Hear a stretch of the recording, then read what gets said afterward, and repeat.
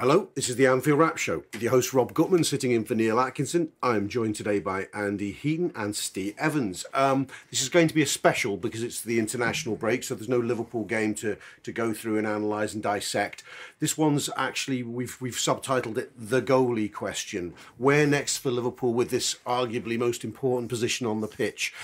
We thought we might have gone some way towards solving our problems between the sticks in the summer with signing of Loris Karius. It hasn't worked out that way. Mignolet's come back in. More questions than answers as we move towards the summer transfer window. Andy's been out and about interviewing a wide range of people and opinions on the goalkeeper situation. The first of which, and you spoke to Joel Richards in Doha about Shamal George and Camille Grabara. Okay, so I'm joined on the line by Joel Richards all the way from Doha in Qatar in his new job as an assistant producer for beIN Sports. Joel, as you know, used to be of this parish and also, more importantly, worked for LFC, where he spends a lot of time watching the academy football. We've got Joel on the line for this goalkeeper special to have a chat about Camille Grabara and Shamal George. And it's fair to say, Joel, from what you've seen, for the first time in a long time, we've got two outstanding prospects there. I mean, they've both got their own different skills or attributes that they're strongest in. I mean, we'll start with Shamal George. I mean, the past season's been a bit of a write-off for him because he unfortunately suffered with a lot of injuries. But before that, he was showing real promise, and he was at one point last season, he was even the club's third-choice goalkeeper as part of the Europa League squad, and he travelled to Basel with them for the final. So, you know, there was a lot of progress there. He was highly rated by the academy goalkeeping coaches, and even Jurgen Klopp in particular. He was regularly training at Melwood under John Achterberg. So there's a lot of promise there for him, and although he has missed a large chunk of the season, he came back briefly around Christmas and he played in a game at Anfield against Arsenal, and he was fantastic that night. Even though you can see that he made a lot of point-blank saves to keep the Reds in front. And then around January, they played United again. This time at Anfield. That was the game with the penalty save, wasn't it? Yeah, and it was a really brilliant penalty save. I mean, to be honest, a lot of goalkeepers don't really get a lot of praise, but Shamal on the night was fantastic. And that penalty save, I'm sure you know in your expertise as a goalkeeper, Andy, he stretched really to his left, I think it was, to tip it wide. So it was the pace of it. It was the pace of it that struck me. It was almost superhuman. The speed at which he got across the goal and to get a strong enough hand to get it out, because more often though, you know yourself, John, when penalties are struck that well, it's not just getting a hand on it. You really got to get some meat on it to get it out the frame of the goal. Yeah, of course, and you've got to get really down to your corner, because we look at James Milner, the way he takes penalties for Liverpool, he really gets them in the far corner. So as a keeper, you're not having to nothing really trying to get down that low. But that night he was brilliant, the way he sprung off his line and tipped it wide. But I mean, just going back to his injuries, it has been really annoying for him. I mean, he was in the pre-season squad that went to America.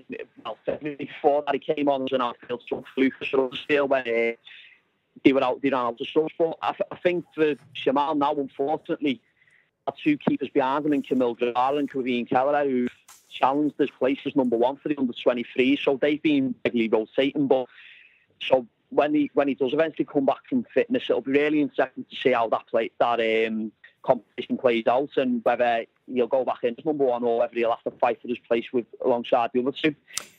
Go on. Carry on, Joel. Sorry, mate. Yeah, I mean, well, because as you know, well, again, as everyone knows, the goalkeeper, there's only one player who can go in between sticks on a regular basis. So, and how old is he now? I think he's 19. So the next year or two is really crucial for him, because either if there's no sign of him getting into the first team at Anfield, then it'll be a case of going elsewhere in his corner, lower down the pyramid, whether it's at a League One or League Two club. But I've no doubt in his ability, whether he makes it at Liverpool or elsewhere, that he can have a solid career in the game. We watched him quite a bit in the pre-season tour in California, and what stuck out for me, I mean, it was only drills, so you didn't really get a sense of what he was like in game. But just watching his drills, he's very much built in the shot stopper mould. He's very quick across his line, very agile. I mean, what areas do you think he needs to develop? Because you've obviously seen a lot more than me. Where are the little kinks in his game that he can work on, and can he work on them? I'd say perhaps his distribution. I mean, okay. Well, the academy's never really a goalkeeper's great best friend in terms of goal kicks on a windy day there, but I think for me his distribution is definitely one area he can improve on. And at times he's had a bit of the grobblears about him, not in a particularly bad way, but there's sometimes where he's perhaps took a risk too far in terms of dribbling the ball out, and his decision making can be a bit lacking sometimes. But again, he's at that age where he's only 19, and goalkeepers generally don't really hit their peak, or as it were, until later on in the career. So we've seen it down the years with goalkeepers at Liverpool, of course, with David James and the likes of that type. So he's got plenty of time to improve on that, but whether he can or not is another matter entirely. Would it be fair to say, I mean, you mentioned David James there, and that's really interesting comparison, because I'll argue till the cows come home that David James was the most naturally gifted goalkeeper I've seen play for Liverpool. And correct me if I'm wrong, but it seems that Jamal's similarly gifted in regards to his stature and his agility and, his reflexes and that. Yeah, I'd agree with that. I mean, there's been a number of times where I've seen Jamal come out one-on-one with opposition strikers, and he's closed them down so quickly that it's been really impressive. And looking at that aspect of his game, you could easily rank him as the best keeper at the academy who does that. I mean, there's a lot of times where he has made a lot of late decisions like that, where he's come out one-on-one and he's closed his near post down so brilliant. And it's what I'd say that's his strongest attributes compared to his distribution and other aspects of his game. In terms of his marshalling the defence and that as well, he's quite good at that also. But if you were to pick one of his best I've got lost away. Yeah, his best aspect of his game, then it is definitely that the shot stopping and the one-on-ones.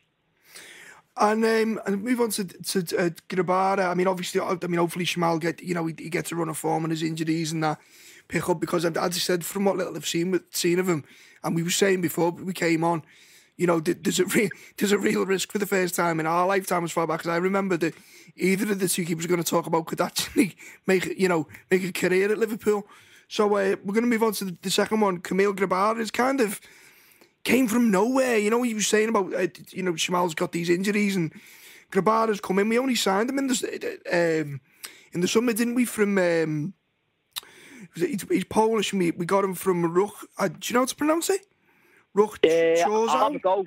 Chorzów, yeah. Yeah. Bit of a mad one, but yeah, I mean, I think Jamal got injured just after he came home from America, so fortunately for Grabara, he was frustrated into the under-23s, and there was even a spell where he was playing for both youth sides in terms of rotating with Kareem Kelleher. But yeah, Kamil started the season as number one in the 23s, and there was the first time I watched him live in person was away at Chelsea, and it was a bit of a mixed night for him because he saved the penalty again. He saved the penalty, but then a couple of minutes later he made a bad mistake that allowed Chelsea to score. It was one of them where you sort of felt sorry for him because obviously he's a new keeper in a new country. He's just about trying to get to grips with the language and a new back four, or a back four that changes every week, so to say. So I sort of felt sorry for him on the night, but as the weeks got on, he grew into the role really, whether he got asked to go down to the 18s or back up to the 23s. And then the first game that I really saw him make a difference for the side was he played Everton around towards the end of October at Plant Park, and we won 2-0. But as much as Liverpool dominated the game from an attacking point of view, defensively, there was a couple of times where Everton could have got back into it at around 2-0, I think, in the last 20 minutes. And again, like similar to Jamal, he's brilliant at his near post and one-on-ones and how he comes out and deals with attackers.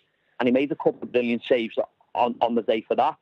But in terms of his all-round game, he's really improved as the season's gone. But again, he's another one who's had a couple of injuries in recent weeks. But and even his stats in the game has been well known that on the Guardian's website last year, I think it was included a list of 60 world footballers, like as part of their Next Generation series, and included in that list was Milan's first choice keeper, Donnarumma. Yeah. So he's in a high esteem list there in terms of his potential going forward. Yeah, and you talk about stature. I mean, physically, his physical stature, he's also very imposing. He's just there. It says here he's He's nearly 2 meters tall, which I don't know what that is in pounds and ounces, but it's fucking big, like. But Yeah. I was looking. I mean, from what little research you can do on him, you know, he seems to have similar strengths to Jamal, but maybe a little bit more consistent. I mean, you referenced that error against Chelsea, and I think he's only made one other one. And our mate Andy Kelly over at the Echo there, who watches a lot of them, said, you know, you can't half tell when Grabara makes a mistake because they're that rare. Yeah, I'll go along with that, because the only other one that I've known was, I think he started playing the ball out in the game against Huddersfield a couple of months ago, and the to Jordan Williams, and he lost the ball, and then Huddersfield ran through and scored. But yeah, I could count his mistakes on one hand, really, to be honest with you. And then there was another game, I think in January, where it was against Sunderland away, and it was on a really bog of a pitch, but he made a load of brilliant saves. And what I've noticed with him is not the fact that he can obviously make deflect with his arms, but another aspect is with his feet. Now, David De Gea is one of the keepers, and the most notable keepers I know, who can make saves with his legs and his feet, and he's quite adjustable. And I noticed Camille has done that in a number of games this season, but this Sunderland one in particular, chance come in from the left-hand side, and then as the striker's got to it, Grabara's just adjusted his feet so perfectly that he's managed to get it away with a great contact. But I remember interviewing him after that Sunderland game for LSTV, and he is quite confident. Because that's the one thing that, as well as a keeper, that you need in abundance, and he seems to have it, despite the fact that, again, I mentioned the point earlier, you know, he's new to this country, he's 17, 18, and he's having to adjust to that, and the fact that he's got to deal with a language barrier as well in terms of communicating with his back four. So everything's there for him, and actually, while Jamal George is out, he's got a chance there to get up to Melwood regularly, get under the eye of John Achterberg, and obviously, you know, try and stake his claim for a future chance of the first team. Well, I mean, you say as well, I mean, there's an interesting point there about you saying with his feet, and kind of, it almost sounds unorthodox, sort of, some of the saves he makes, but do you not think that's becoming prevalent across Europe? I mean, you look at De Gea makes mad saves, and, you know, Neuer, another one, you know, he'll make saves with they don't look orthodox, you know, in like, you know, in the mind's eye where you think it's all, if you're not catching it with your hands, you're not doing it right. Is that something that's do you think that's a part of the evolution of the coaching at the academy, or do you think that's just within Grabara? I think it's a bit of both, to be honest. I mean, I've watched a couple of sessions, luckily, over the past year or two, to watch the goalkeeping coaches at close hands. You know, Mark Morris and Neil Edwards do a fantastic job there at the club with the keepers. I mean, they're regularly getting them, showing them different drills and trying to adapt to the way the game's going. And I think ever since you'd go back to the 90s when the back pass law rule changed, and obviously keepers ever since then have had to be quick on the feet and not being able to pick the ball up and bounce it however far along they've wanted. But I think with Grabara, he's most definitely taken on the Neuer and De Gea mould, where he's trying to outwit the attackers with his feet, or trying to the ball out of his box, and even a high line to an extent, which Karius sort of tried to do when he had his spell in the first team. And going forward, I think that's something that came accurate about developing. Hopefully, it'll serve him well in years to come. So I've got to ask you, because you asked you about Jamal. I mean, it all sounds very, very promising, but he's got a year. He's a year younger than Jamal, isn't he? I mean, literally more or less to the day, because Jamal was born on the 6th of Jan. Camille was born on January the 8th, the year before. If there was areas where you think he could improve, or things that he could highlight to push himself to get up to Melwood permanently, what would you be if you were describing him to the manager and pushing his case, and he asked the negatives, what would they be? What does he need to work on? I think that ball playing, in a sense, at times, because that's got him into trouble on a few occasions. And when I have been at games, I've heard, again, the goalkeeping coach, Mark Morris, sort of bar him to be more careful about what sort of balls he plays, because there's been a few times where he will clear it upfield, like say out onto the wing, and then either it's gone out for a throw-in or it's been intercepted pretty quickly. So I think in terms of that, knowing when to play the short pass or to just clear the deck. I mean, is that more a technique thing, Joel, or is it a decision-making thing, do you think? I'd say it's his decision making, because obviously as a keeper, you need to be 100% sure in what you're doing, because if you're standing there for a bit and not, where do we clear the ball? Do we throw it out? Do we hoof it out? Do we short pass it, long pass? The attackers can sometimes read you, and you'll get closed down pretty quickly. And I think, again, his communication could be improved on a little bit, because I've noticed him sometimes, he's not much of a shouter in a way, but again, obviously, that might be something he might have improved since I've not been at any games. But they are the two areas that I think he needs to work on if he is to get into to have any chance of getting in the first team. Well, yeah, I mean, you've said it, so just to follow up, I mean, can you see if you had to put any money on it, given that, you know, there is no established number one, if we're being honest, in the first team?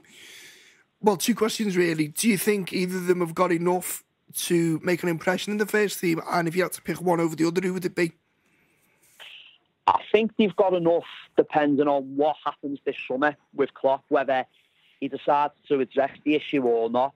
I mean, because I remember writing it in the article for you guys a couple of weeks ago, and I think if Klopp doesn't address the issue in the summer, and if he thinks, right, I'm happy with what I've got, which is what he said last week, by the way, didn't he? Klopp said last week he thinks he's well stocked. But anyway, carry on. Yeah. Well, I think if he doesn't buy a new goalkeeper this summer, and he gives them all a chance, if it's year zero, and if he thinks, right, I'll bring Danny Ward back in for a bit and I'll assess them. Like, say if he just has them all in training one day and assesses them, then I think they have got a chance going forward over the next year or two. But I think what might help the pair of them is if they do have a loan spell here and there, even if it's just a short-term one, whether it's half a season out over the next year or so on rotation. So then one of them's first choice in the 23s and then the other's out on loan getting experience. Then I think that will help them beneficially. And he probably would have a chance of making it at Anfield. But in terms of the second question, I'd say Grabara's got the better chance of getting in the first team. But I do hope one of them makes it at least. But if I have to put my money on it, I'd go with Grabara. So there you have it. Get down the bookies now. £100 on Grabara making his first team debut before the start of next season. And anyone says anything, Joel Richards told you. Joel, thanks very much for that, mate. Really appreciate it. No problem, Andy. Good to talk to you as always. Superb. Right, we're going to go back to the main show now, and here's Rob. Lovely to hear again from our Joel in Doha. It was interesting, Andy. He seems to be pitching for Kamil Grabara, doesn't he? I've seen a fair bit of him. He looks a prospect to me. Yeah, I mean, he talks at length about the pair of them, and you know, how they're the best two prospects in that position to come through the academy since maybe it's been set up, because of I don't think Liverpool have ever had an academy graduate playing goal for them before. But yeah, no, a bit of an embarrassment to riches. About the Kelleher there is not far behind the pair of them too, and yeah, just some interesting observations about they seem to share similar strengths and weaknesses. Joel saying there, the pair of them, the distribution could be better in both instances. One, which with Kamil especially, seems to be a little bit over-eager sometimes. But yeah, it's a great interview, and yeah, it's great to speak to Joel. Steve, we look at young keepers at Liverpool, don't we, down the years, and you hear some good things every now and again. But as Andy said, no one's ever really made it. Can a young keeper really make it at a top club like Liverpool, or are they always destined to look beyond them because of the impatience of the situation? I think it's that specialised of a position that you have to have someone who's going to come in and improve. Get no settling period as a goalie, do you?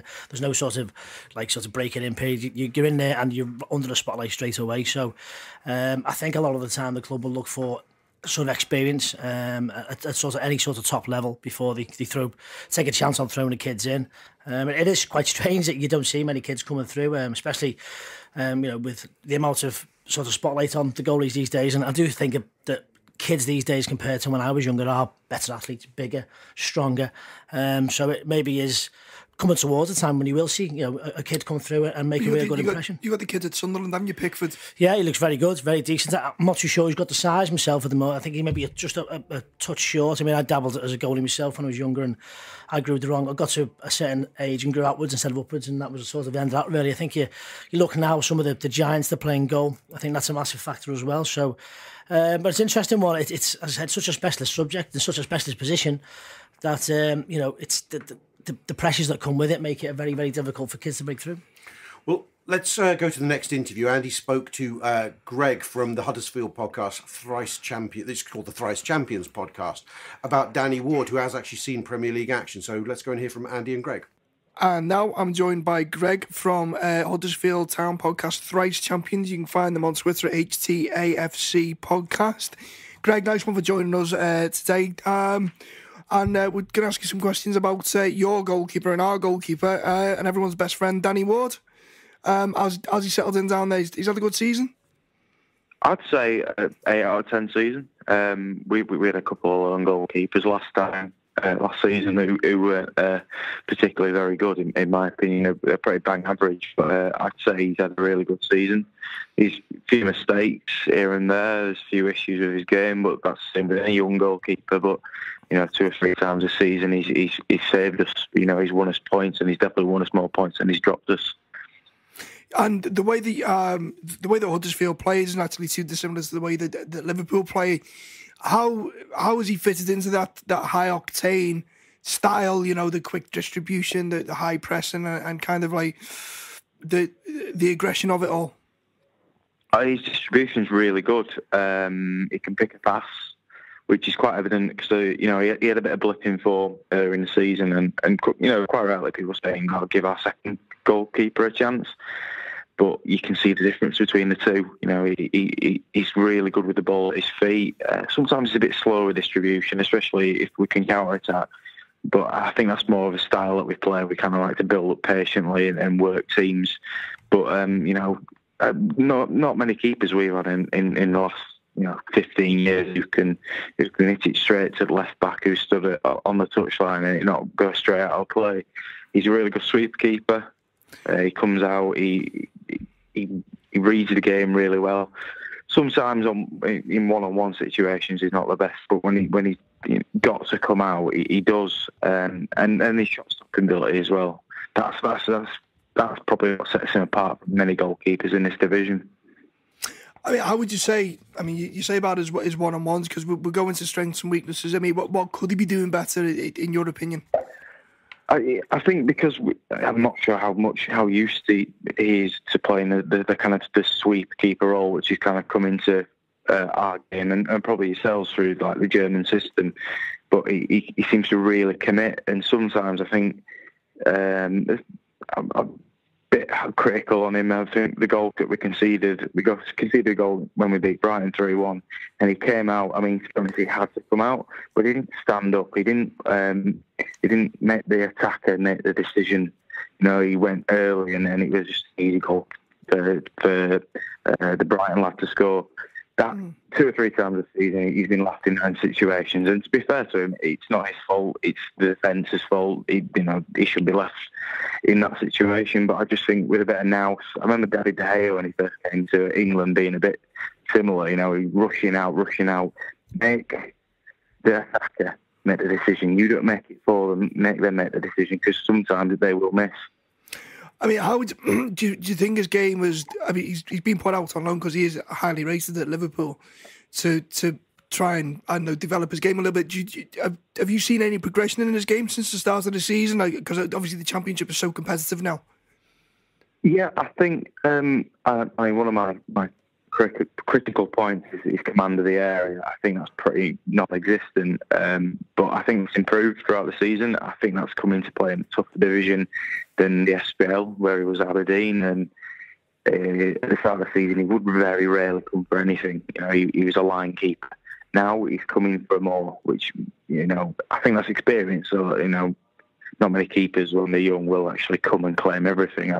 We're quite lucky to have our second choice goalkeeper being 20, 21 years old. He'll do that.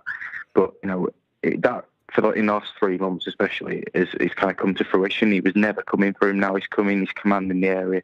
And he's getting, now we have kind of a settled first choice 2 centre-backs. I think that's really helped him develop as well because he knows their strengths. And both our centre-backs are really good. Our first choice, should I say, are really good. So it helps him when he's on the ball. And as you say, Greg, he is only 23, so he's in that bracket where he can develop his game and maybe as well, not being in the spotlight of the Premier League where every kind of mistake is pounced upon. Do you feel it's a really good environment for him? Do you think he's thrived? Yeah, because I think he's come to a club that I think the fans are 100% behind, and they make mistakes. I think he's only made, I could say, one howler this season, which was towards the start of the season when we lost 1-0 at Brighton, and it was a howler. And he should have saved it. Any keeper would have saved it. But ever since then, he had a bit of a blip in form. He came back. I think he had a little niggle. And his shot-stopping ability, I'm not sure if it's probably on YouTube somewhere. We played Wolves at the start of the season. We're 1-0 up, and he made an absolute worldly save, palmed it out. And our manager, David Wagner, I'm sure you guys may have heard of him and seen him, the whole best mate thing with Jurgen Klopp. But Wagner at the end of the game ran 50 yards and jumped on the wall. That's how important he has been, and he's won us games. He won us game at Queen's Park Rangers when he made 3 or 4 real outstanding saves. And he's got that ability which you don't often see. I mean, we had a keeper called Alex Smithies a couple of years ago, and he went away. And he's got ability, and he'll probably end up in the Premier League one day. And we really haven't had a keeper that good since Ward. I do rate him. I think he's got his critics. Well, that's because he's 23. Give him 3 or 4 years, and I can see him being at least a number 2 with Liverpool. Funny you mentioned Smithies, because in a previous life I used to cover Huddersfield Town for a couple of the papers, and Smithies was the goalie then. How do you feel he compares to, well, him and Championship goalkeepers in general? I say Ward at his age is slightly ahead. Mm-hmm. I'm a big fan of Alex Smithies, and I still believe he'll play in the Prem. But it just didn't work out here, and we've got quite a good bit of money for him. But I think he's ahead of him at this stage in quite a few areas, shot stopping. But I think if you're talking about one area for Ward to make that step up, because he's got potential to be Wales number 1, and he's got potential, I say, next season to be Liverpool number 2. He's just got to get command of the area right, because it's important this day and age, and a lot of keepers don't have it anymore, which is, you go back 20 years, keepers used to come for nearly everything. So I think if he gets to that stage of his career progression next, maybe even going to a Premier League club, and if he can bring in that command of his area and maybe a bit better distribution, quicker distribution, I think you've got a real gem. Let's say for argument's sake, and I hopefully you guys do get promotion to the Premier League, would you be comfortable going into next season with him as your number 1? Definitely. Like I said, I'd say right now he's a top-end Championship, lower-end Premier League goalkeeper. He's made, I can count on 2 fingers the howlers that he's made. He's saved us so many points this season. We've won 16 games by 1 goal. That's how important he is, and I'd welcome him back next season if we're in the Championship. Fantastic. So listen, Greg, thanks very much for that. It's been absolutely brilliant, exactly what we needed. And again, Greg is on from Thrice Champions podcast. Greg, what's your Twitter again? At HTFC podcast. There you go. So, that's been absolutely fantastic. Really good insight on Danny Ward. So, Greg, nice one for that, and good luck for the rest of the season. Cheers, mate. Cheers, mate. So, and all sounds pretty good on Danny Ward. I mean, he showed last season briefly in the Premier League, and he's had some experience with Wales. You optimistic for his career as a professional footballer at the top level? Oh, he'll have a career. I think that much is absolutely clear. I mean, even at the stage now, he's being capped by Wales. He's played for Liverpool. He had a good spell up in Scotland as well. Huddersfield are made up with him. There was comparisons there with Alex Smithies, who was the Huddersfield keeper a couple of years ago, who's now at QPR, and they sold him for quite a bit of money. I mean, Greg was really good, and it was good to get spend the time with us. I mean, I think the key there is the end of it, when I asked them, if Huddersfield do go up next season and there's an option for maybe him to stay, would they have him as first choice in the Premier League? And he said unequivocally yes. He said his distribution's great, he's which is rare at that level. Yeah. He said shot stopping seconds to none. He said some questions maybe about his presence in the area, coming for crosses. But he said, he's only 23, so he's still developing, and that is slowly improving. So, for Danny Ward's career, will he have a career? Absolutely. Will it be at Liverpool? I don't know, but I think that move's done him the world of good. Okay, let's move on to talk about one of the 2 lads who are sort of battling for the Liverpool goalkeeper jersey. And you spoke to Lutz Pfannenstiel, who is a former professional goalkeeper himself and currently a Hoffenheim scout, and this was that interview. And we're now joined by Anfield Rap regular nearly and our good friend Lutz Pfannenstiel. Lutz, how are you, mate? Very well, thank you. Yourself? Yeah, fine.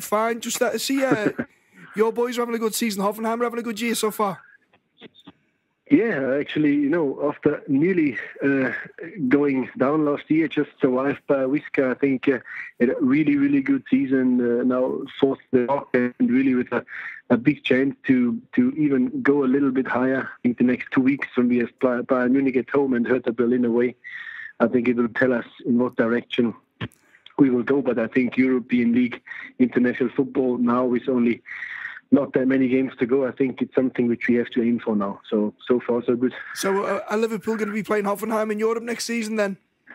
No, that would be obviously something very special. I mean, that Kloppo has millions and millions of fans in Germany. So if Liverpool would get drawn to any German team, it would be something special. But of course, if he would come to Hoffenheim with such a big club, I think that would be the game of a lifetime for our boys.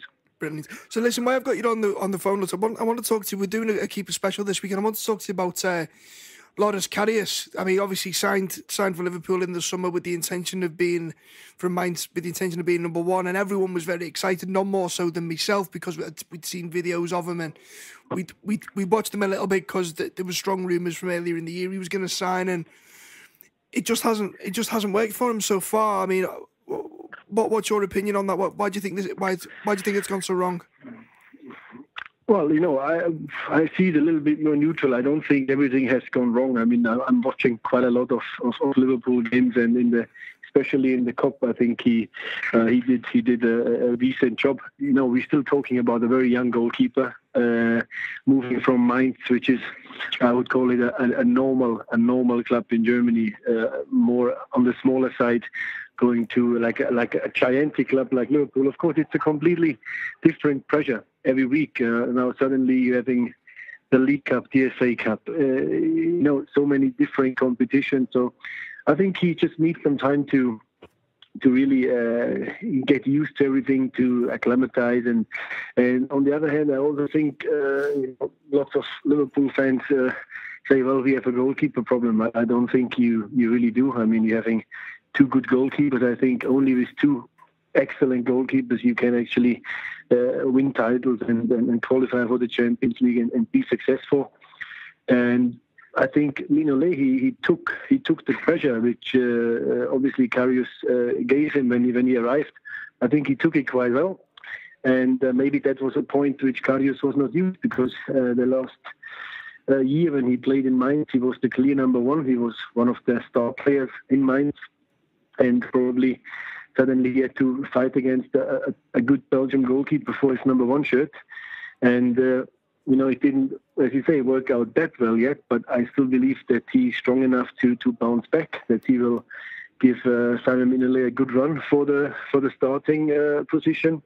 Yeah. And trust me, I saw him often enough in Germany to know that he's a good goalkeeper. Yeah, I mean, all that. I mean, granted, he is young, but you can't escape the feeling that he would have expected to go better. I mean, he arrives and he has a fairly good pre-season, and the opinion is that the prevailing wind was that he was going to start the season as number one, and then he breaks his hand in the pre-season, which sets him back.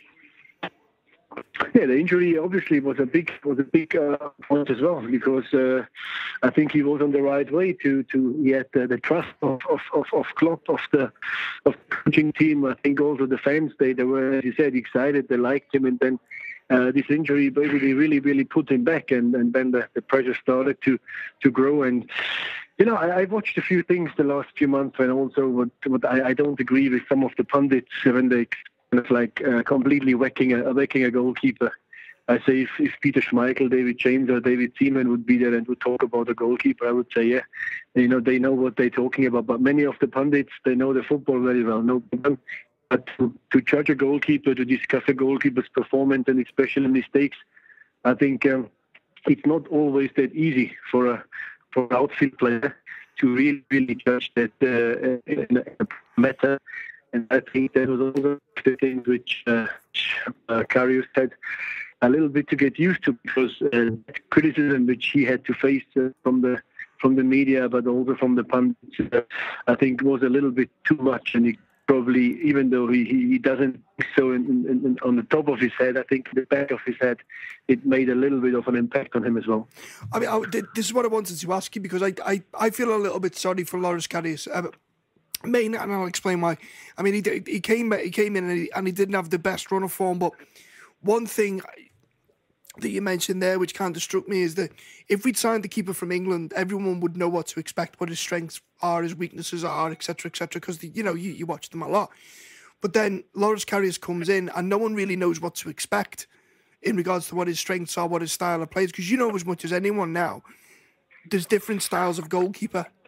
So, what I suppose what I'm asking you, Lutz, is what is Karius good at? What are his strengths, and how can he be of benefit to Liverpool? What's he good at? Well, I think that, just talking about the last season he had in mind, because before he basically shot from being number 3 as a young goalkeeper to number 1, and then performing week in, week out. He kept always very, very calm. He had a very calming kind of appearance also to his backline. So he looked confident, made difficult things look easy. And I think obviously his strengths, in my opinion, is when he's one-on-one with the players. I saw also some very good saves. He had that already in the Liverpool shirt. That on a one-on-one situation, he waits very long, he stands very tall, makes himself big. For some reason, at some of the high balls, he struggled a little bit. I also watched the game against Wolves, which, in one of these games, he gets nothing to do. And in the end of the day, you're losing against the championship side, dropping out of the FA Cup, and people start to point at the young goalkeeper, which had absolutely not really a chance in this game to save the club from going out. So all these things, it's just a different mentality than it is in mind. If you play for Liverpool, you expected to play every game brilliant. You expected to win everything again. You're always the big favorite. And even if you play against Man City or Man United, the fans still expect that you win. In Mainz, he had a different kind of position for the club, which played in the midfield. If they won 3-4 games in a row, then the whole city was booming. So I think it's just also the size of the club, which he needs to get used to. I really believe in the boy. I think he had. We have a lot of good goalkeepers in the German Bundesliga, and I think he was one of them who really stood out the year before he moved to England. So give him a little bit more time, and I think maybe in the next season he can actually really fulfill what people expect from him. So you think that come the summer, there'll be a reassessment, and you think that long term he will regain that number 1 jersey from Simon Mignolet? Well, yes and no. I believe that he has the card to do that, but you shouldn't underestimate Mignolet, because on a day he's. I always think back when he played for Sunderland, he was absolutely outstanding. But that's the same thing what happened to Karius, who expected a lot from Sunderland that season when he played brilliant. If he kept him in the league, that was brilliant. Now, then he goes to Liverpool, and suddenly the whole mind frame has changed. You're there to win titles. You can't make a mistake, or the whole country, or the whole, let's say the whole of Liverpool is basically killing you for that.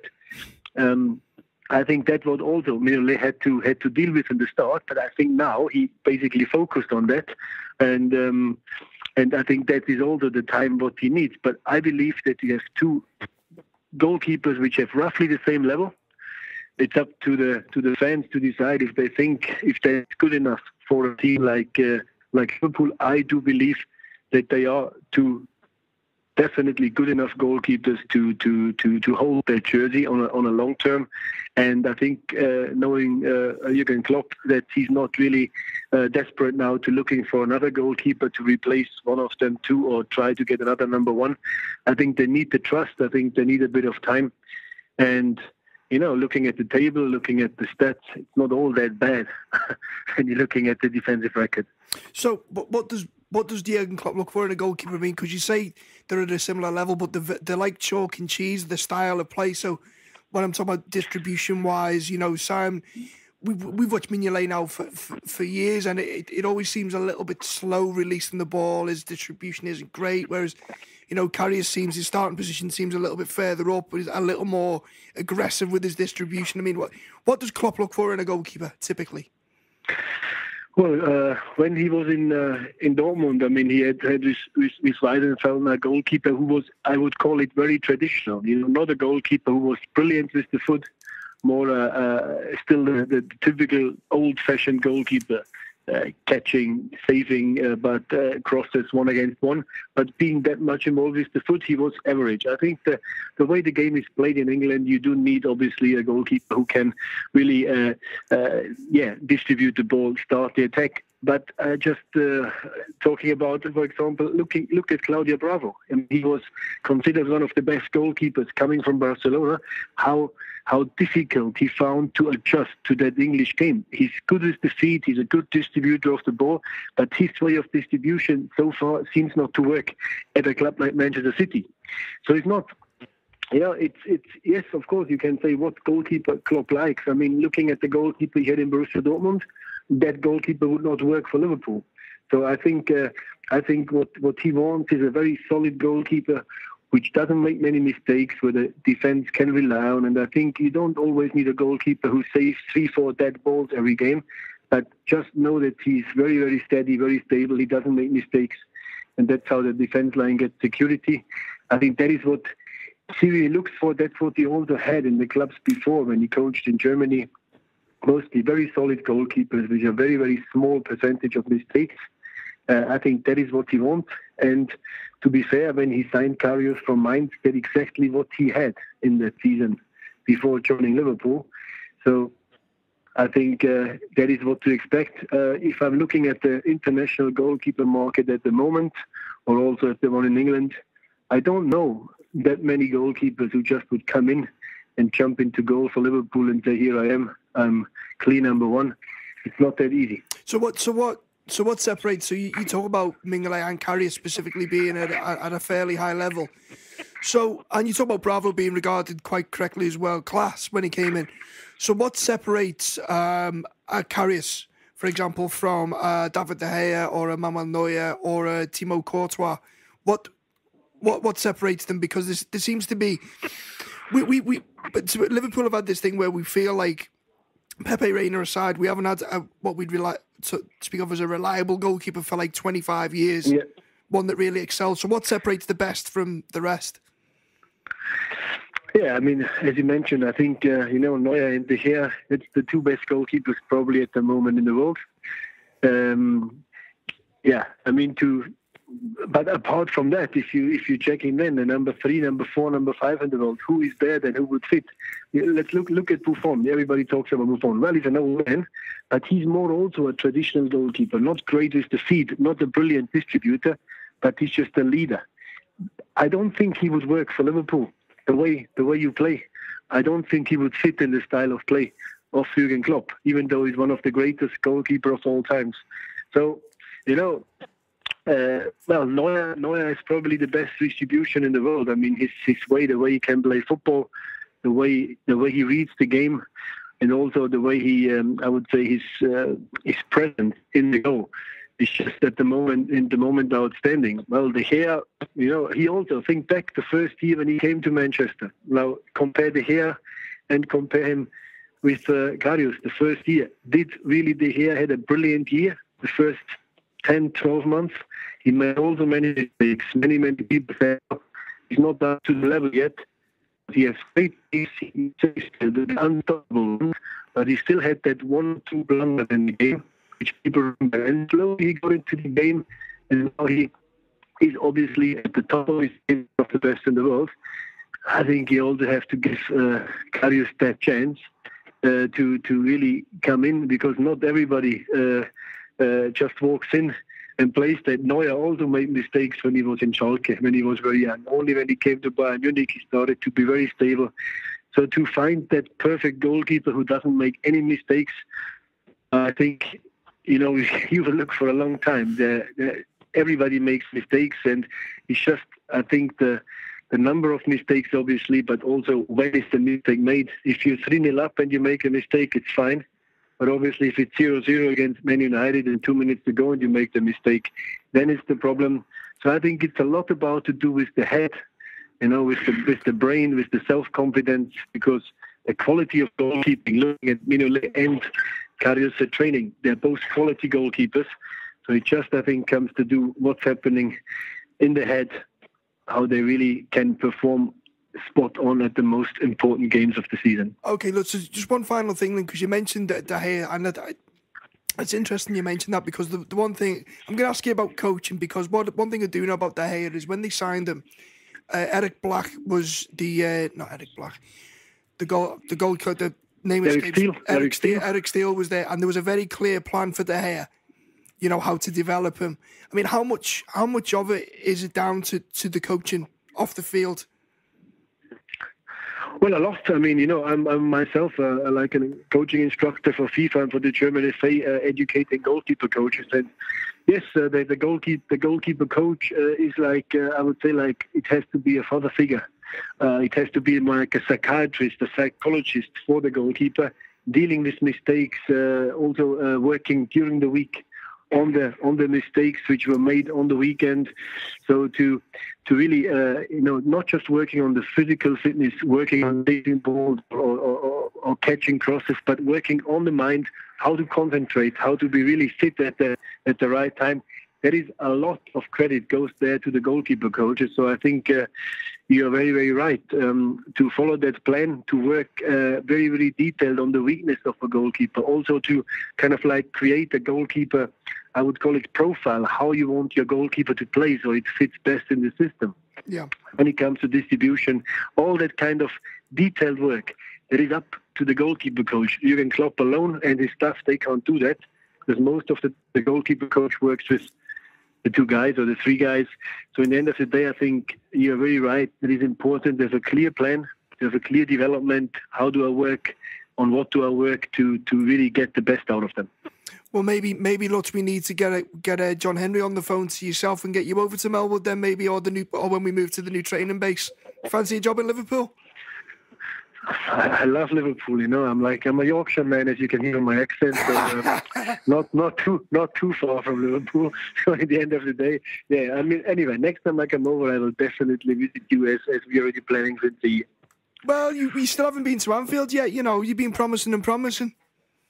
I'm always in London and in Manchester. Nothing. If you play in Europe, then I will be definitely there. Superb. Look, that's absolutely fantastic. Thanks very much for your advice and guidance there. Absolutely brilliant to talk to you again, mate. All the best for the rest of the season. We'll catch up soon. Okay. Now back to Rob in the studio. Andy with Lutz Pfannenstiel there. It's an interesting new perspective on Karius for us there, Steve. I think as a supporter body, I think we've rushed. We certainly have rushed to rule him out, and we've seen the manager drop in favour of Mignolet. Have we been too hasty? Maybe a touch. I think Liverpool were crying out for a new keeper, and we praying to the high heavens that this guy was going to be the saviour, because we really, Mignolet was not filling any of us with joy last season, and a couple of times this season as well. So I think we all maybe expected a little bit too much too soon. You got to remember that the lad's only the same age as Danny Ward as well, who we've just spoke about, and is we're touring as a young keeper. So I think that there's certainly room for him to grow. He's certainly got room to improve. We've seen that as well. But the way he was spoken about then obviously tells you he's a great talent over in Germany, and we should certainly bear with him and maybe give him a little more time.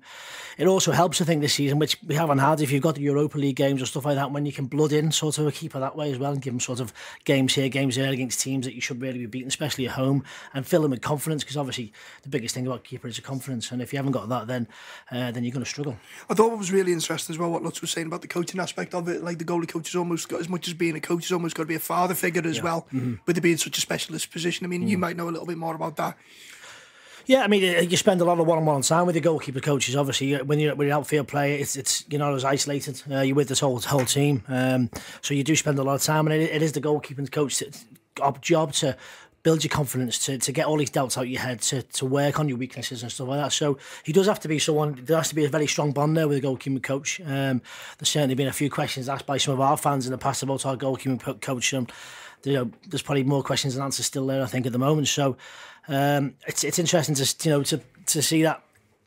I think a couple of keepers we've had in the past maybe haven't really pushed on to where we thought they were going to be, maybe even regressed. And is that down to the coach? And we're not too sure. But I certainly think that the Karius should stick around for certainly another season or two to see if he can push on. And what came out of the interview for me is that, yes, we may be being a bit hasty with Karius. He's a young keeper. There's more to come. But is there a hint there that stylistically in the Premier League we may always have a problem with this type of keeper because of his non-natural aptitude towards the high ball into the box? Well, no, it all depends how you set up, really. To be honest, I think the biggest problem for us with goalkeepers is mental. I mean, as Steve said earlier, you can't blood keepers, you can't break them in, you can't give them an opportunity, especially at a big club. And it's more the pressure situation. At time and time again, we sign these keepers who've had great seasons at clubs like Sunderland or Mainz, for Karius, for instance. And then, where they're in a situation where they're under a different type of pressure, where if they get beat, it's not the end of the world, and they're fighting an ongoing battle where if they win, it's brilliant because, because you're struggling or you're mid-table and you're not the sole focus. Whereas at a club like Liverpool, Manchester United, Arsenal, Chelsea, where you're expected to win, that it's a completely different type of pressure. Absolutely, completely different type of pressure. So it's the questions around that more than any technical deficiencies that I'd be concerned about. I think also you've got to remember, if you like Sunderland, if you like Mainz, you're probably getting about an extra 75%, 80% shots at you per game as well. So if you're saving 15 of them 20 shots, and because a couple of mistakes in there, then the mistakes aren't as magnified as what they are when you're at Liverpool, when you're probably getting 8 or 6 or 7 shots a game, and you've really got to make sure you're 100% on all them. I also think it's a bit of a sort of trait these days, maybe a bit of a lost art with goalkeepers, especially the young ones coming through. You don't see many these days commanding the box. You see like newer, I think Courtois as well. These are really big lads, but a lot of keepers nowadays, they don't like the old used to, where they come and get 2 hands and they catch it. It's a lot of fisting, a lot of punching, because they just want to make sure they clear the danger. And I'm not too sure as much. I mean, I would like to see certainly command you sort of 6-yard boxing around that area, but back in the day, you see your Bruce Grobbelaar coming for crosses, to be fair, Reina used to dominate. Yeah, he did. He was one, but again, he was one who used to punch. Not many people come now and dominate it like you'd want your old school keepers to, by getting your hands on it and catching it and nullifying the danger. It's all punching now. It's all clearing the present danger. Is that how the game's changed though? Because the game is quicker, the balls are a lot lighter. And also the nature of set pieces now. If you watch a set piece 15 years ago and how people set up compared to how they set up now, it's all completely different. It's all like blocking, running lanes and so on and so forth. Just play the percentages. Clear the danger. If you get if the ball's hanging in the air, the keeper's thinking, I can either try and catch this and maybe there's a chance I might drop it, or I can get my fist on it and it's cleared out the area and I can set myself again and then defend the next ball coming in. I'm not too sure whether it's coached them as well, where they're saying if you're not confident, get your hands on it. Safety first. Yeah, safety first, get it away. It's not something I like. I like to see if a keeper's coming and he can get 2 hands to punch it, 2 hands to catch it for me all day, you know what I mean? But I just think it's a thing that's coming into the modern game more and more, that keepers will throw a fist at it rather than try and catch it. I think regardless of whether they go for the catch or the fist, the keeper has to be the keeper has the height advantage in the box. Not just they're naturally big lads; they have that stretch with the arm. It's the nature of the sport. They have to be the first contact on a ball that goes anywhere. I was brought up on keepers like that.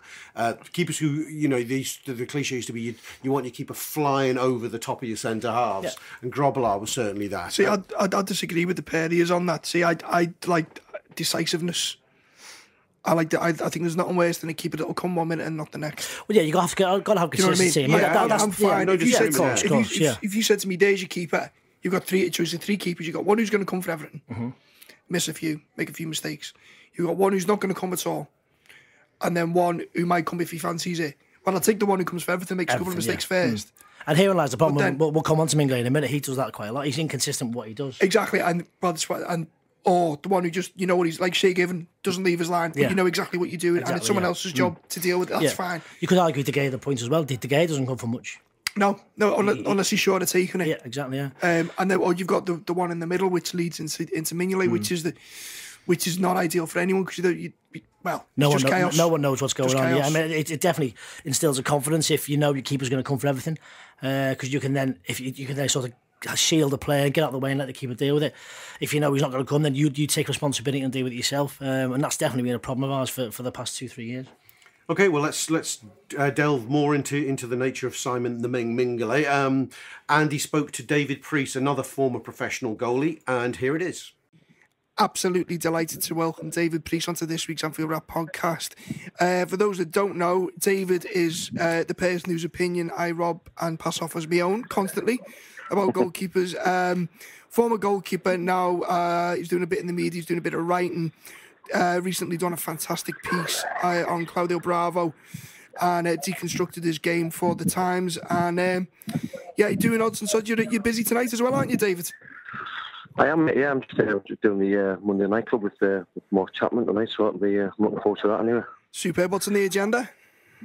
It's just international stuff, really. I mean, it's normally a bit quieter with England games. There's a bit of talk about, like, with Seamus Coleman's injury and obviously the England game yesterday, like, I saw, funny, just before we get on to it, I saw today you had a little thing on Twitter about Tom Heaton and why, and you suggested that maybe he should have played for England the other night. Yeah, I just think so. I mean, one, he probably deserves it, or he more than deserves it, actually. He's not just himself, and obviously Kane's come into the squad, and they've both been, I mean, you look at the stats analysis of Burnley's defending, and it's just been incredible this season. And it's the one reason why they're as comfortable as they are at the minute. And I think with Tom, the other day it was a perfect chance for him just to get a game under his belt and bring Kane in and sort of settle them both down, really. Yeah, no relation, by the way. What's that? No relation. Just try to bump him up there, I thought.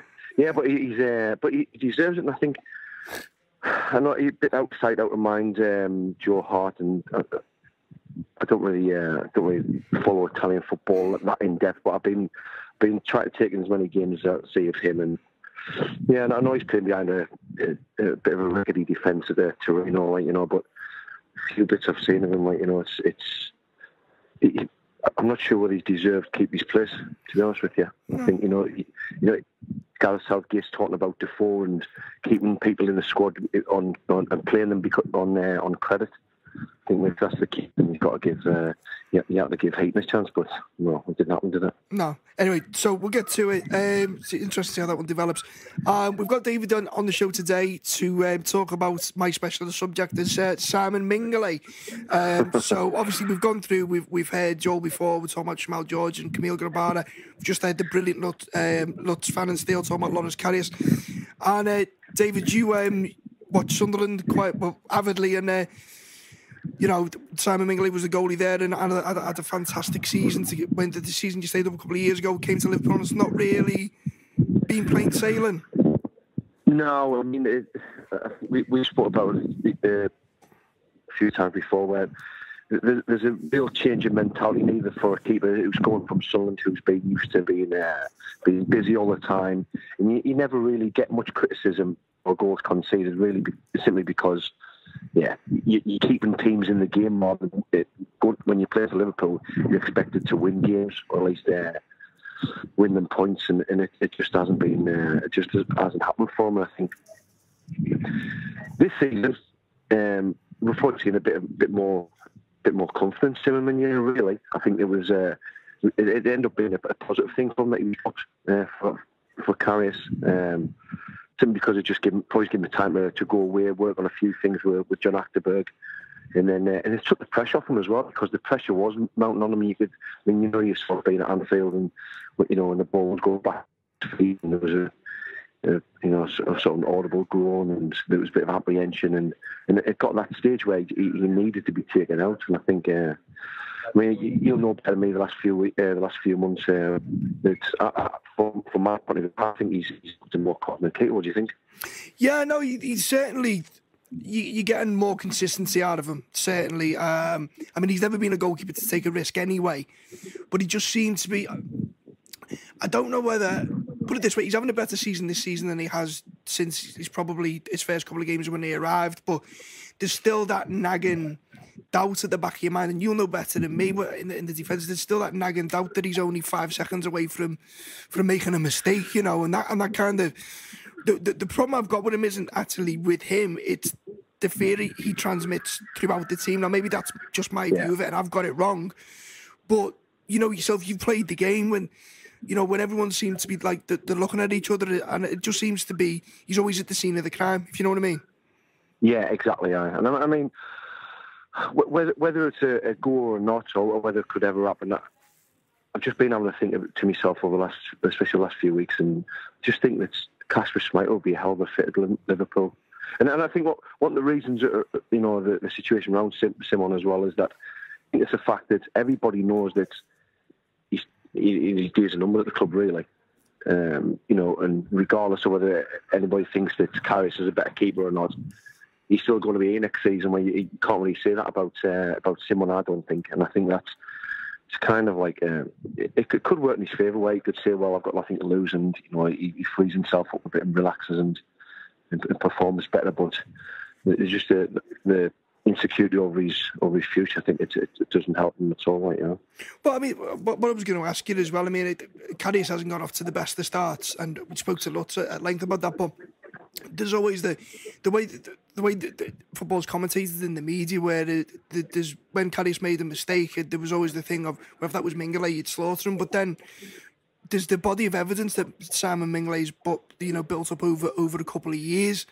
And I always feel sorry for him in so much as that he knows that any slight mistake he's going to get slaughtered. And, I suppose the big question is, has he gone past the point where, unless he overnight turns into Manuel Neuer, has it gone past the point where he can ever be settled as Liverpool number one?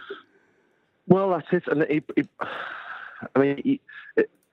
whatever happens in the stands, the noise from the stand, it does affect you, and you mightn't be able to hear certain voices or anything, but you get just the atmosphere and what people's perceptions of you are and what they think of you, and he probably just feel that. He probably just feel it, that he hasn't got the confidence of the fans, and he knows he hasn't got the confidence of the manager. The manager's put him back in, but the fact that he brought in somebody to take his place suggests that he doesn't have his confidence. And I think it does play in you, but at the same time, it takes a strong mentality. Like, when you know things are stacked against you, to perform on a weekly basis. And I mean, like I said to you before, I mean, he's clean sheet record hasn't been bad. He's especially in previous seasons, and it's not like it's not like he's a bad goalkeeper. I said it before. It's the fact that he's just not. He's probably not at the level that's going to take Liverpool, in the challenge of the title. Do you think maybe that the fact he was dropped and the pennies may have dropped with him, that the pennies dropped with him and he's realised he's not the long-term number one? Do you think kind of paradoxically that's taken the pressure off? Because he's had a couple of really good games, Man United away, for example, where my problem with him, he always seems to overthink things. Whereas against Man United, a couple of the stops, he was just pure instinct. That one from Mkhitaryan especially, I don't see him making that save a couple of months earlier, and I don't know what exactly has changed. Yeah, well, I think you've probably hit it on the head there. I think he probably thinks the same as everyone else about his future, and it does release him a little bit and free him up. But ultimately, at Sunderland as well, and he just, in one-on-one situations, he seems to be a little bit stronger, a bit more confident. I think it's always been a decent strength of his, but I think I'm not sure whether if he thinks if he's going somewhere else that like you said, it's going to free him up and make him relax a little bit more. I meant to ask, as someone who's played the game for a long, long time, and has been first choice and second choice. You talk about the crowd. I'd love to hear your insight on this. When things aren't going well and the crowd are on your back, whether you perceive them to be or whether they actually are, how much does that affect your game as a goalkeeper? I think it depends on your state of mind at the time. If you're low on confidence, it can really get to you. And like you said about overthinking things, that's what makes you do. It takes you out of it. What you want to do, when you're getting your pre-match routine, all that's to get yourself into a point where you're in the zone. And you talk about when you know yourself, if a goalkeeper comes for a cross in the first couple of minutes, that's him set up for the game. It's almost like everything becomes automatic after that. So when you start thinking and you start sort of analysing during the game, and that's me. To be honest, it was probably one of my weaknesses for a long time. That if I made a mistake or when a goal went in, I'd be thinking about it for the next 5 minutes. So I'd be going over to the spot in breaks in play for balls, into the spot where I was, and then be looking behind and thinking, well, should I be?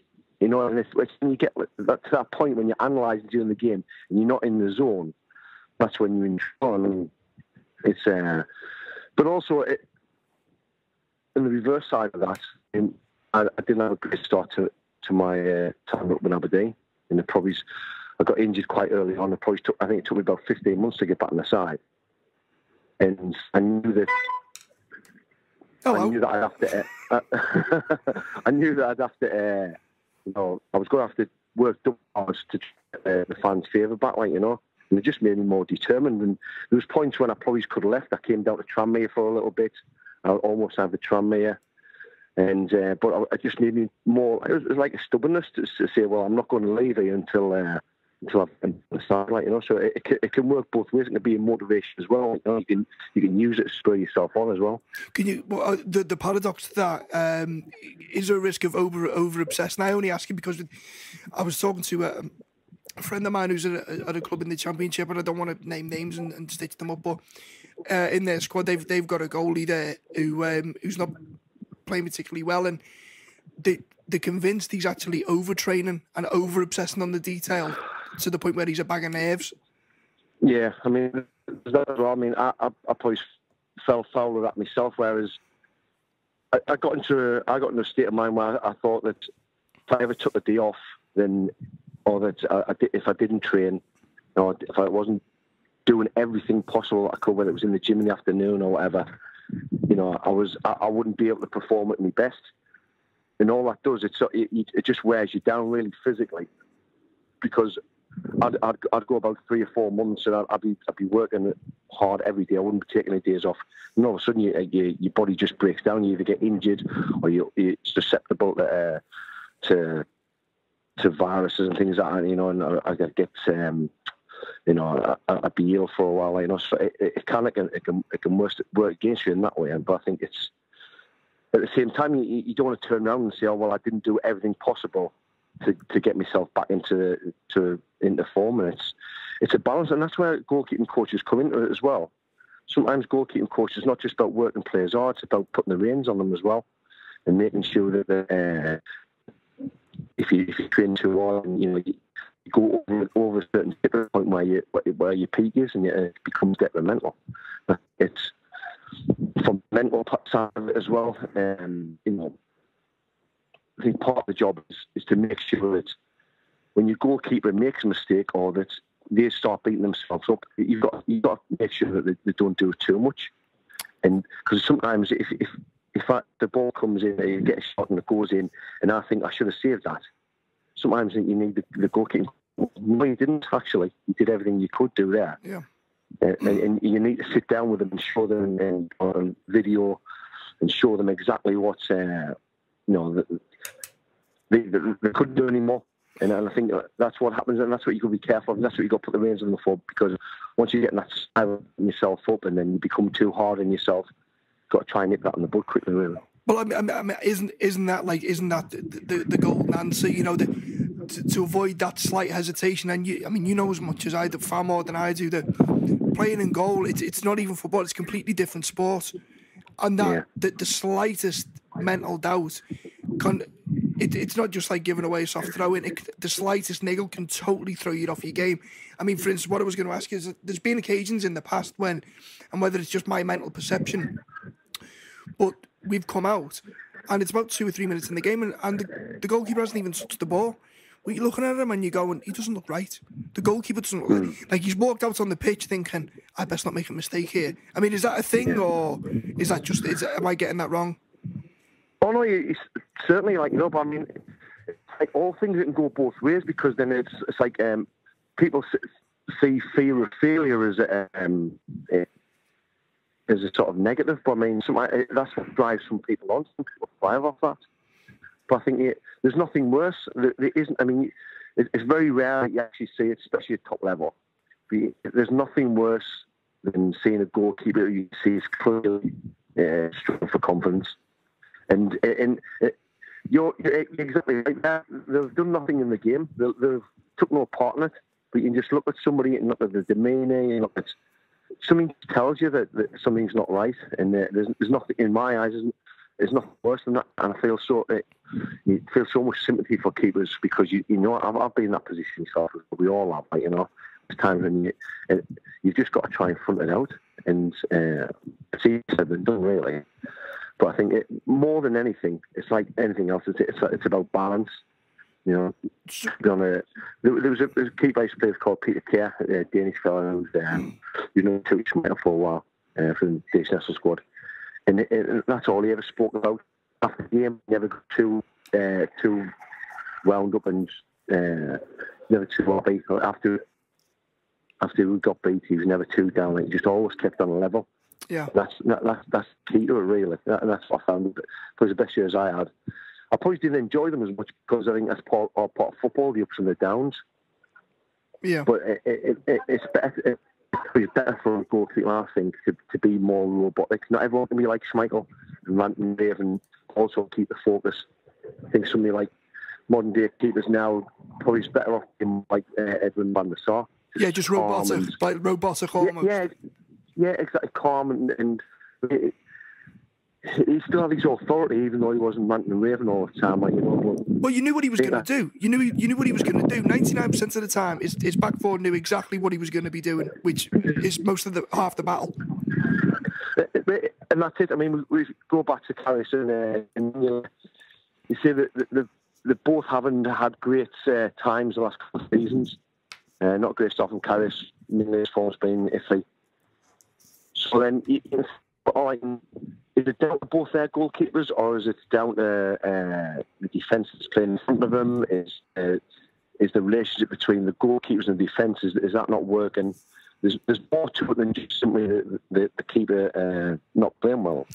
Okay, well, I mean, one thing that's come through speaking to yourself and Lutz before and Carrie, you both more or less said exactly the same thing.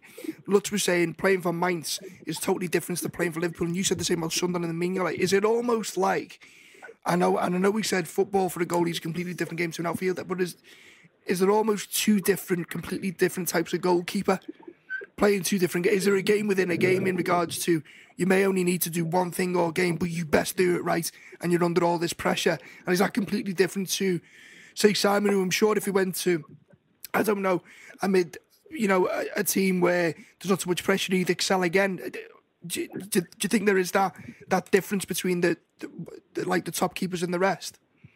Definitely, and I think you've hit the nail on the head there, because if you look at somebody I looked at was the type of keeper who was always there when they were called upon was Stefan Kloss. Yeah. When Stefan Kloss was at Rangers, he very often he'd have to make one or two saves a game. And he'd, especially when I remember times we played him, like he just made incredible reflex saves in the last minutes where we could, we're 1-0 down and somebody has a great strike or something, and he just pulls off this ridiculous save. And he not touched the ball for 20 minutes. And the same goes. I mean, he wasn't technically the best goalkeeper. He wasn't brilliant, and Cross was not at all. But he was always there, and he was the type of keeper, exactly the type of keeper that Rangers needed at that time. And it's the same now with any team at the top. Pep wants his keepers to play out the way that he does, but the most important thing is that they're there when needed, and that's why I keep saying about Man City that they need someone like Oblak, somebody that they can rely on. Yeah. It's not to say that he can't play out from the back. Any goalkeeper now who's under 25 should not be struggling with their feet. No. It's taken us 20 odd years from the 25 years from the start of the goalkeeper from the back pass rule. Yeah. For us to now be starting to develop like Jack Butland and Jordan Pickford. Yeah. I rate Jordan Pickford, by the way. I think he's a superb prospect. Do you know what he is? And not just that. When you see a player talking on TV and like all of them say the same things. They're all trying to look confident, but you can always tell. He looks tough. From the outside in, he looks tough to me, and I like that in a keeper. He does. Whatever he says, you can tell he means it. And when he says, I think he was asked when he first started, were you nervous when you made your debut? I think he was down. I don't know if it made his debut at Arsenal. Yeah. And he's like, no, I says, I loved it. It was brilliant. And it was great because it was just sort of like, you knew that that's exactly what he meant. He did really enjoy it. You could see it on his face, and he's just determined, and he's got a great attitude. And like I said, he's technique with his feet is just, when he's not on the side, Sunderland haven't got a baller in their side. He's the only one in that side who can put the foot on the ball. He's the best passer in that team. And he's playing in goal. So, all right, since you mentioned them, I'm going to throw this at you. I'm assuming the worst happens and Sunderland do get relegated. Would Liverpool be absolutely stupid not to be having a look at them? Yeah, but by all accounts, they'd be in a long queue. I know that. Can you have a word? I know that. I know that City were, before he got injured just before Christmas. I know City were really interested in preparing to take them, and now I know that Arsenal and Man U they've noted their interest as well. So like I said, they're getting a queue, but he's regardless of what happens to Sunderland, I'm not sure he'd be there next season anyway. Well, I mean, fingers crossed if he goes, he ends up with us, because we could do with someone like that and, be the next England goalkeeper for the next 15 years. David, that's been absolutely fantastic. Just one more thing before you go. You mentioned Oblak. Do you not find it funny that Atletico Madrid went from being the worst team in Europe for goalkeepers to then going through De Gea to Courtois to Oblak, all in the space of 6 years? What's the trick? I don't know. So much changed there, wasn't it? Is it all down to German Burgos, is it? Well, do you know what? It very well could be. I mean, it's they've become that type of club that's because of the way that they play. It's they need a good goalkeeper. It seems to be in their what Simeone's made their DNA now. They've got just reliability all over the place, and he's more than reliable. All Black, isn't he? You know what I mean? He's just phenomenal. I mean, the fact that somebody needs to go to Ljubljana because. We must be producing. There's something in the walk over there. We've got Handanovic and All Black playing for Slovenia, I'd take either one of them. I'd take either one of them. But this is the thing, though. I mean, I know Handanovic. I met him a couple of years ago when I was in Iceland. One of the lads who I played with in Iceland, a guy called Ford Gazibegovic. He was a Slovenian lad. And I was playing Slovenia in the World Cup qualifier. So he took us to the hotel, and he was mates with. He was friends with 5 of the Slovenian side, including Handanovic. Mm-hmm. And all 5 of them, and the lad I played with, so 6 of them, they all grew up and lived in the same apartment block in Ljubljana. It's mad, Has it been raided by FIFA drug testers by any chance? It's amazing that they all just come from this one building. They all went to school together, and it's just mad. But you're right, Handanovic. Even just watching him warm up was a. He just made it look so simple. It was, in a way, a bit like Buffon. There was nothing flash about him. There was nothing sort of, he didn't do anything special in the warm up, in the game. Everything just looked so easy to him, And I think, I know he's a great club in Inter Milan, but I'd love to see him over there. I'd love to see him. Because, I mean, he's not that old. Was he 31, something like that? You should be an agent, mate. You make a fortune. Listen, Dave, we're going to wrap this up. I've already taken enough of your time. Thank you so much for talking to us about that and specifically on Simon Mignolet. We're going to go right back to Rob in the studio. Thanks very much, Dave. Cheers, man. Andy with David Priest there again. Very interesting. It was good, that, wasn't it? Yeah, it certainly was. Simon Mignolet, he's steadily winning hearts and minds. I don't think he's all the way there yet, and I don't know if we'll ever see him as our long-term future, but the progress is undeniable. Yeah, credit where credit's due. I think me as well as many others have been critical of him in the past, but he certainly knuckled down and improved again this season. Still got a bit of a howler in on again. I thought a couple of times, maybe the goal at Hull being one when he was a bit Well, wasn't great. There's probably a couple of other times when he could do better, but certainly them stupid mistakes that you used to see from him, he seems to be sort of getting less and less. His distribution seems to be improving as well. He seems to have stopped putting us under some needless pressure at times with little back passes out. Because there was at one stage, every time he got the ball, the ground was filled with this uneasy tension, and I'm sure that fed back to the players on the pitch, and it was pretty uncomfortable for everyone, really. But he's definitely, as I said, credit where credit's due. He's knuckled down.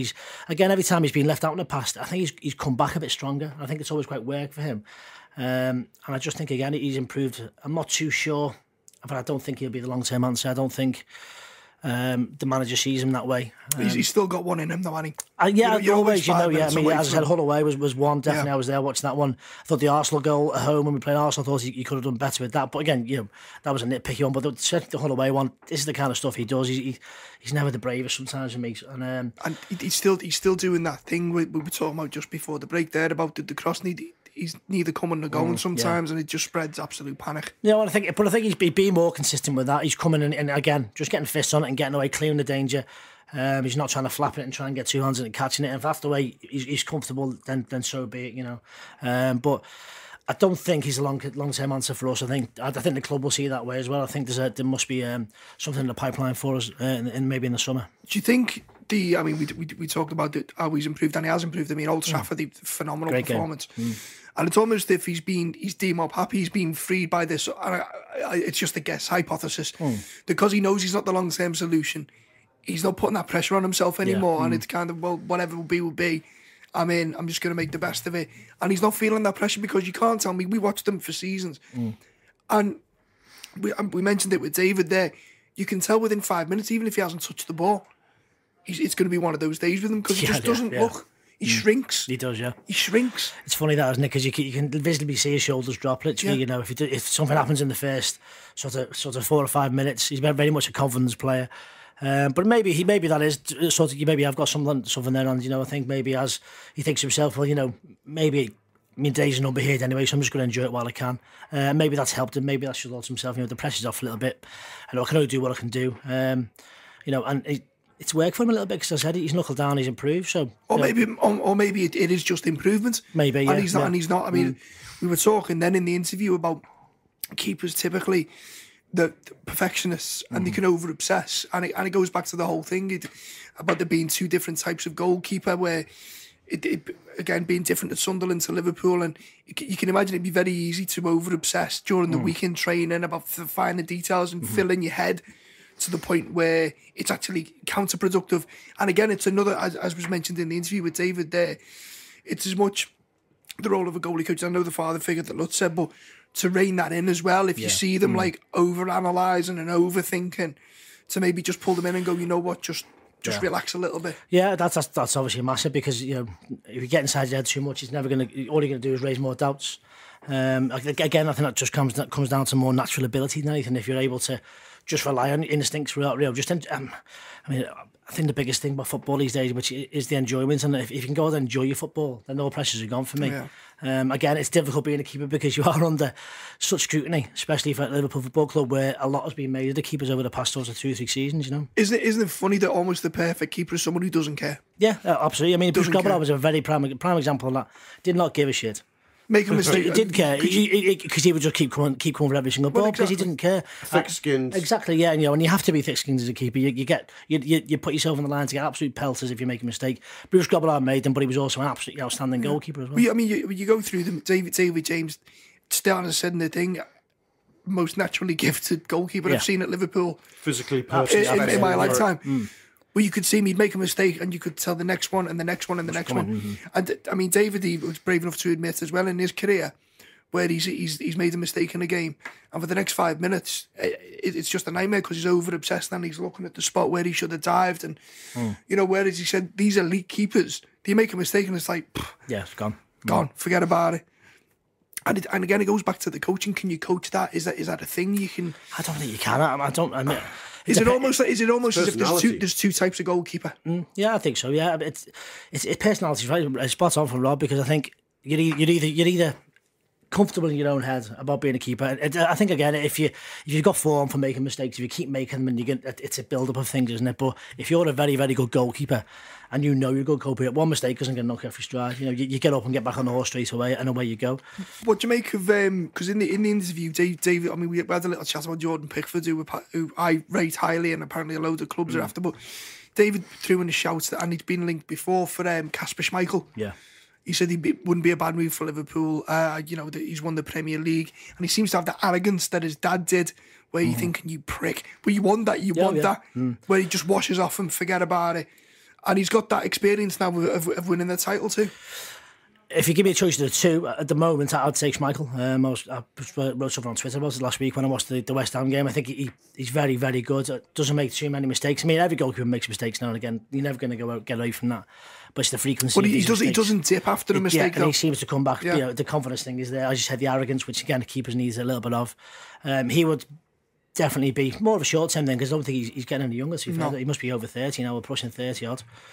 Schmeichel. I shall refer to the Google as we're doing it. Yeah, but I mean, Pickford is highly thought of. Again, as I mentioned before, he doesn't seem the biggest for me sometimes, which I think is a big thing for a goalkeeper to be. I think you need that physical presence. Same height as Reina, though. Yeah, we did mention that before. Again, someone who until you meet in real life, you never realise how big he is. You know, Reina was an absolute tank. I mean, Schmeichel, I'm looking at this. Kasper Schmeichel, he's 30, but he's only 6'1". God, you really? Yeah. Big blonde hair. I'd have gone 6'4". So, No but it's perception. I mean, what I always refer to is the Che Given Pepe Reina, who's taller, and everyone would say Reina when actually they're the same height. Yeah. They're the same height. So yeah, it's interesting, Schmeichel. We were chatting before the show about the dearth of world class keepers out there, and there are a handful, and they're all spoken for. But then again, I think I suggested, is there a Van der Sar out there, a guy on the edge of veteran stage? Maybe Kasper Schmeichel is that guy, Steve. Maybe that kind of 7.5 out of 10 keeper is the guy we need, rather than sort of dipping into the market and looking for the next big thing. You can just as easily be a Scott Carson or a Kirkland. That might be a shout. I mean, there's nothing to say. I mean, Schmeichel's 30. There's nothing to say that Karius in a season or two could be the answer. I said he's only a young lad. He's only 23, and there's obviously something there. Germany produced brilliant goalkeepers. They do, yeah, and he's very highly thought of. So there's something in there. There is. It's just that I'm just not too sure how fragile he is mentally at the moment. I just think he might be able to kick on for now and again. That might be something able to get into him, but I'm not too sure whether. He's had a few cup games since he's been dropped. Yeah, he's done all right. He's actually performed better. Yes, yeah. I mean, but there was times when he went for Liverpool when he was woeful. Awful. This season, obviously, he's been absolutely terrible. But again, he's a young lad. As I said, he's the same age as Danny Ward, so there's still plenty of time for him to improve.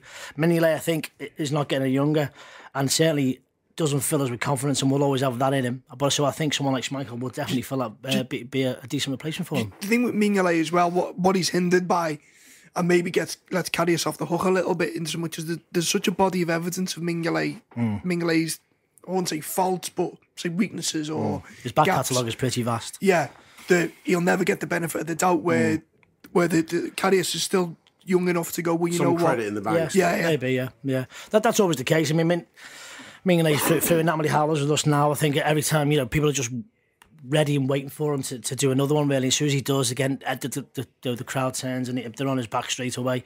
That's not healthy for anyone, especially the team, You're spot on. He could have 9 and he's gone through periods of 4 or 5 really good games, and then the minute he makes one, you're back to square one again then, and you're like, oh. Exactly. I mean, as I said, it was when he played pretty well for 4 or 5 games, and then went to Hull and he threw that in, and everyone in the crowd was going, that's it now. I was finished with him. He's got to go now, you know what I mean? But you kind of forget straight away that he played out of his skin for 4 or 5 games before that. You know, it's because, as I said, his form and his back catalogue for these eras it goes back quite a long way. Well, let's play virtual Klopp then. Let's to reach a conclusion here. What we've got Mignolet. We say he's doing better. We may have been too harsh on him, but he has that history. We've got Karius, who's also had an inconsistent time, but he's got youth on his side. There are other keepers out there. If you're the Liverpool manager now, what's your solution? Which one do you keep? Which do you ditch? Do you keep both? Who do you go for? Let's make some predictions. He signs a replacement for Mignolet, and that replacement will fight it out with Karius for the number 1 spot. And who would be your pick in the realistically or fantasy? Oh, realistically. Who's available-ish? I really like Pickford. But I get a feeling that a couple of other clubs have already stolen the match. And the fact of the matter is, if City are in for them because Bravo's not started too well, or Chelsea are in for them, they can throw the kind of money at them that we just can't compete with. But I'd definitely take him. I'd definitely take Pickford. I rate him really, really highly. And if not, as we were talking about, I'd have a punt on Schmeichel.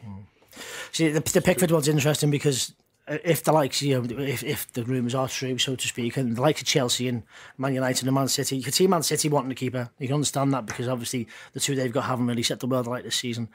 Obviously United have got De Gea, who's probably one of the best, if not the best keeper in the world at the moment. Chelsea likewise, Courtois, you'd have him in a heartbeat. We're meant to be losing him, aren't we, to Madrid? Well, yeah, I think one or two of them will go. One out of them two will go to Madrid in the summer because again they've struggled with their keeper. So if again one of them goes sniffing around Pickford, they're going to throw silly money at him. So I can't see him. Can't see him coming to us. I mean, my preference still would be, even above Pickford, would be Schmeichel. I think he's probably one of the best outside of De Gea and Courtois in the Premier League, I think, and seems to be pretty reliable. Still makes ridiculously good saves, a bit like his dad. And it'd probably piss the Manx off no end if he came to us and started winning stuff. Can I throw a wild shout in? Yeah. Pepe Reina. He still play well, and he still play well. You look at the way Klopp wants to set out. But Pepe Reina is, I think he's 34. I'll tell you right now, 34. Yes, there you go. It's mad to think that so many of our fans would said he's finished, he can go, and he's here we go. What 6-7 years later, he's still going. But even at his poorest, he's better than what we've had. Yeah. And you look at he's having a good season at Napoli there. But you look at the style of play, how we play, getting the ball out from the back quick, hitting the bylines. Quick release, good throw, strong, good character, strong mentally, and with a team that does lack leaders, that wasn't really, it just occurred to me. Yeah. I mean, our game now was probably never suited someone like Reina more, if you know the way we play. I think when Rafa was here, when he was our keeper, we didn't really play a lot with the ball out quickly to the fullbacks and centre half. So, we set up now probably better to suit Reina more than anyone. So I've always got a soft spot for Pepe Reina. I think he's a great keeper. At a stage in his career now where he'd come and he'd be happy with a fight for his for his jersey. Yeah. I mean, you look. I mean, Napoli must be looking at, I suppose, towards the future as well and thinking about replacing him at some point. And if you're going to bring someone like Alex Manninger in, then there's always a place for someone like Pepe Reina. You know what I mean? He's miles better than. Would you buy two keepers, Steve, in the summer? Or would you keep Lloris, Simon? Actually, I like Danny Ward as well. For the things I've seen from him, I think he's a keeper with loads to offer as well. Again, room for improvement. So your virtual Klopp decision would be Schmeichel. I'd love to take Schmeichel in, and I think Danny Ward will probably go out again on loan to someone, maybe Huddersfield if they come up. And I think if not, I rate Danny Ward higher than Karius myself at the moment. Obviously, other people have got different opinions on how he's rated in Germany. But for me, I'd love to see Schmeichel as our keeper next year. I think he'd be a good addition. I'm down with that, and that brings us to the end of the show. It's been really. So who are you bombing? I'm bombing Simon. I'm sorry, Simon. I've been bombing you for some time, lad. I'm not going to stop bombing you now. And I agree with all the shouts I'm hearing. I like the idea of Kasper Schmeichel. I think as a wild one, if we can't, a steady Eddie signing like Reina would be brilliant. Pickford, I don't honestly know enough about. I'd be nervous about throwing another young keeper into the mix. I want some experience. It'd be silly money as well. I spoke on Pickford. I spoke to David about this because my question to him was, well, what about this thing about signing a keeper from like Sunderland to Liverpool that not destroy him? He said no. He said this kid, and he knows a lot about him. He said his first game for Sunderland, he came off the pitch, and they stuck a mic under him. We talk about this arrogance. He stuck a mic under his nose and said, "Were you nervous?" And he went, "No, I loved it. It was great, wasn't it?" That's exactly what you want. You want to hear it if you keep it. Okay, I'll like more of that. It's been quite the goalkeeper journey. Thank you to Andy for all those really, really interesting interviews, and thanks for Steve joining it. This has been the Anfield Wrap.